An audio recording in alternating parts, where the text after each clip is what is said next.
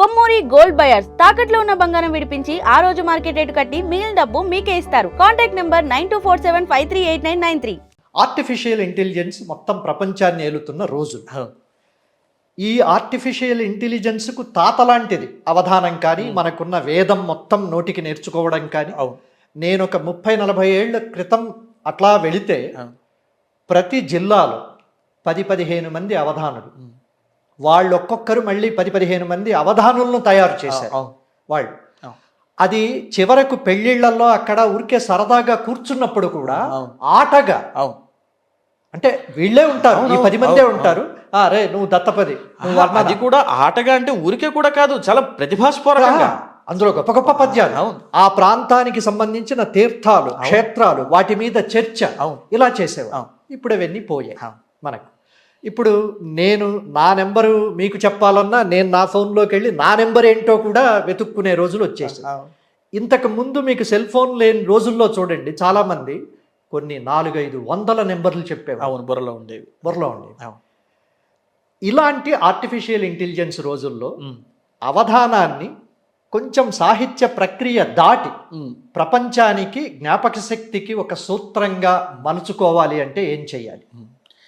ఇవాళ పరిస్థితుల్లో ఇది పెద్ద దౌర్భాగ్యంగా వచ్చి పడింది.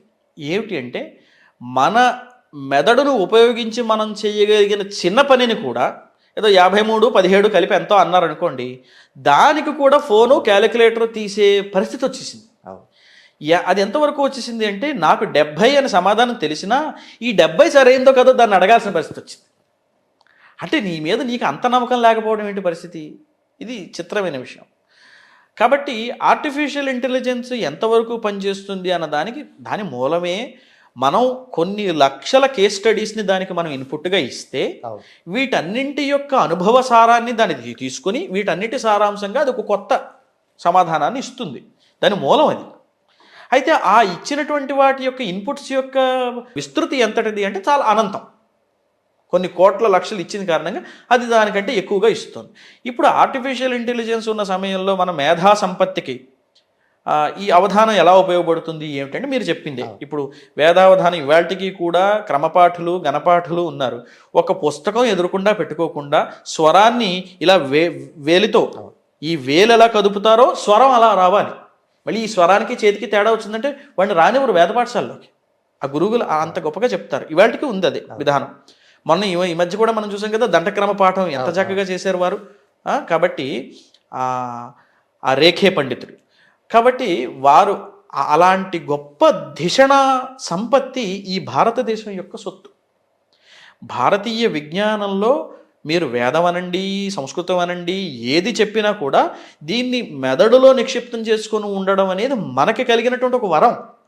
ఇవాళ దాన్ని మనం మర్చిపోతున్నాము, మర్చిపోయి కంప్యూటర్ని అడుగుతున్నాము అంటే ఈ చిత్రమే ఇది ఎక్కడ దాకా వెళ్ళిపోయింది ఈ స్థాయి అంటే, అది మనల్ని అడుగుతుంది I'm checking whether you are human or not అని దానికి పాస్వర్డ్ కొట్టాలి. మిషను నువ్వు మనిషివా కాదా అని నిన్ను అడుగుతోంది అంటే మనం ఏ స్థాయిలో ఉన్నాము ఆలోచించండి. ఇది ఒక విధానం. రెండోది, ఆర్టిఫిషియల్ ఇంటెలిజెన్స్ ఉన్న సందర్భంలో ఈ ధారణ శక్తి ఎలాగా, మనం ఏమిటంటే చాలా వరకు విషయాలకి మనం ఎలా అంటే మనకు చిన్న చూపు ఉంది. ఈ విషయం అంత పట్టించుకోదగిందా, దీని బుర్రలో అంత పెట్టుకోవాలా అని వదిలేస్తుంటారు. కానీ ఏది అక్కర్లేదో దాన్ని మాత్రం బోల్డ్ నెత్తి మీద అక్కర్లేని విషయాలు 190 పెట్టుకుంటారు. కాబట్టి మనం ఏది మనం దృష్టిలో ఉంచుకోవాలి, ఏది దృష్టిలో ఉంచుకోక్కర్లేదు అనే ఆలోచన చేయడంతో పాటుగా దీన్ని బుర్రలో పెట్టుకోవడానికి ఇప్పుడు 4 వాక్యాల పద్యం ఉంటుందండి, 4 పాదాలు ఉంటాయి. 4 పాదాల పద్యం నీ బుర్రలో ఉండాలప్పుడు నాకు 10 నిమిషాలకి అది బుర్రలో ఉందనుకోండి, మీకు 5 నిమిషాలకే ఉండొచ్చు. ఇంకొక ఆయనకి 20 నిమిషాలు పడితే కానీ ఆ పద్యం బుర్రలో ధారణ కాకపోవచ్చు. వారి వారి వ్యక్తిగత సామర్థ్యాన్ని బట్టి అది ఆధారపడి ఉంటుంది. అయినప్పటికీ దాని మీద కృషి చేయాలి. లేదు నాకు ఎక్కట్లేదు కదా అని మర్చిపోతాను అంటే, మీరు చెప్పినట్టు మన ఫోన్ నెంబర్ కూడా మనం మర్చిపోయే స్థితికి వచ్చేస్తాం. వచ్చేసి ఇది ఎంతవరకు వెళ్ళిపోతుంది అంటే, సొంతంగా మనం ఆలోచించే స్థాయి పోయి మనం ఆలోచించడానికి కూడా ఇప్పుడు ఇది నా పరిస్థితి, నన్ను ఏం చేయమంటావని మనం చాట్ జీపీటీని అడిగే స్థితిలోకి వచ్చేసామంటే అది దాని యొక్క భవిష్యత్ పరిణామాలు, పర్యవసానాలు చాలా తీవ్రంగా ఉంటాయి.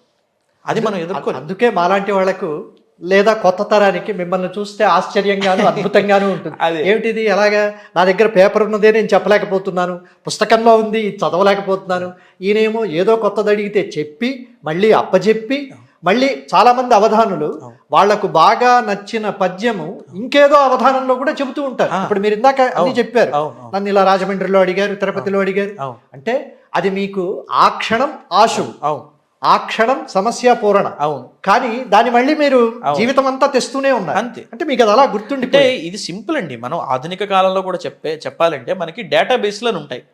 డేటాబేస్ నుంచి డేటా అనేది మనం రిట్రీవ్ చేసుకుంటాం. ఇప్పుడు ఉదాహరణకి నేను బయాలజీ వాడిని కాబట్టి మా పరిభాషలో చెప్తాను. ఇప్పుడు ఉదాహరణకి ఏదో నేను కొత్త ఓ బ్యాక్టీరియాని కనిపెట్టాను, లేకపోతే సరే అదృష్టం ఏంటంటే ఈ సందర్భంలో మాట చెప్తాను, నిన్న రాత్రే మా పేపర్ ఒకటి పబ్లిష్ అయింది. ఓ కొత్త ఐసోలేట్ ఒకటి మాకు వచ్చి 2 ఏళ్ల క్రితం చేసిన పరిశోధనలో భాగంగా అది మేము సబ్మిట్ చేసాం. దానికి NCBIలో అది సబ్మిట్ చేస్తే మాకు అది వచ్చింది. ఒక కొత్త ఐసోలేట్ అంటాం దాన్ని, ఒక కొత్త స్ట్రెయిన్.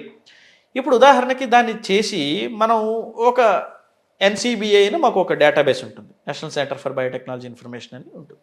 దాంట్లో పెడతాం. ఎవరో ఒక శాస్త్రవేత్త ఏదో ఇటలీలోనో ఏదో దేశంలో ఉండి ఆయన ఈ బ్యాక్టీరియా మీద పనిచేద్దాం అనుకున్న ఆయన దాన్ని కొడతాడు. అందులో ఆయన డేటాని రిట్రీవ్ చేసుకుంటాడు. ఇప్పుడు మనం డేటాని ఇన్పుట్ చేస్తే ఆయన డేటా రిట్రీవ్ చేసుకుంటాం. అలాగే వారు చేసిన పరిశోధన, ఇప్పుడు మేము ఉన్నాం, నేను వరి మొక్కల మీద పరిశోధన చేస్తున్నాను, మాకు కావాల్సిన జీన్స్కి సంబంధించిన ఇన్ఫర్మేషన్ అంతా కూడా దాని నుంచి మేము తీసుకుంటాం. RAPDB అని మొదలైన మాకు ఉంటాయి, వాటిల్లోంచి తీసుకుంటాం. ఈ తీసుకున్న కారణంగా ఇది ఏమిటి, డేటాని రిట్రీవ్ చేసుకుంటున్నాం.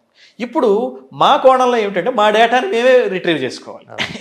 నేను ఎక్కడో తిరుపతిలో చేసిన అవధానమో లేకపోతే విశాఖపట్నంలో చేసిన అవధానంలో ఇప్పుడు చెప్పాలి. ఇంకో విషయం చెప్తాను. నిన్న రాత్రి జరిగిన ఒక సంఘటన చెప్తాను. నిన్న రాత్రి చిరంజీవి భరత శర్మ ఇక్కడ శతావధానం చేస్తున్నాడు బొగ్గులకుంటలో. ఆ అవధానానికి నన్ను ఒక విశిష్ట అతిథిగా పిలిచారు.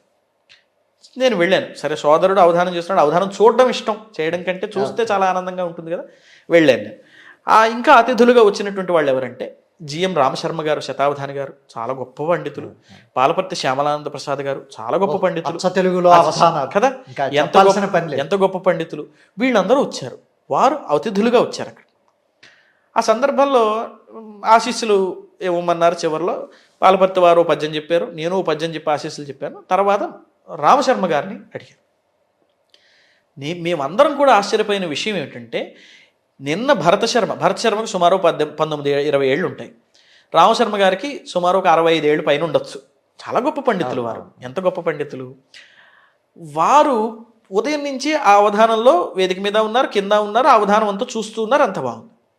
చివరిలో మేము పద్యాలు చెప్పేటప్పుడు నేను మామూలుగా ఏదో ఈ పద్యం బాగుందో ఆ పద్యం బాగుందో అని నేను చెప్పేసాను, అంత మామూలుగా ఉంది.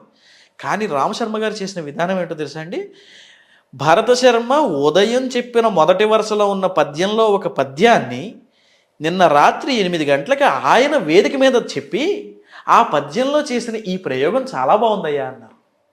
అంటే అవధాని ఆయన కాదు, ఎదురుకుండా చేస్తున్నవాడు వేరు అవధాని.